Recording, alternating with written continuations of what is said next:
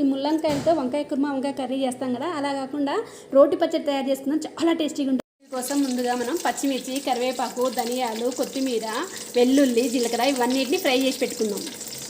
కారం తక్కువ ఉన్నప్పుడు కొన్ని ఎండుమిర్చి కూడా వేసుకొని ఫ్రై అయిపోయినాయి. దీన్ని వేరే బౌల్లో షిఫ్ట్ చేసుకుందాం.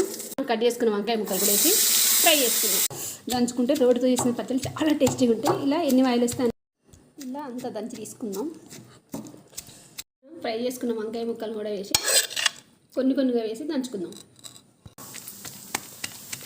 సరిపడా సాల్ట్ కూడా వేసి దీంట్లో దంచేసుకుందాం. ఉల్లిపాయలు కూడా కొంచెం ఫ్రై చేసుకొని వీటిని కూడా దంచుకుందాం. కరివేపాకు వేసుకుందాం. దీంట్లోనే కరివేపాకు వేసుకుందాం. పసుపు వేసుకొని కలుపుకుందాం.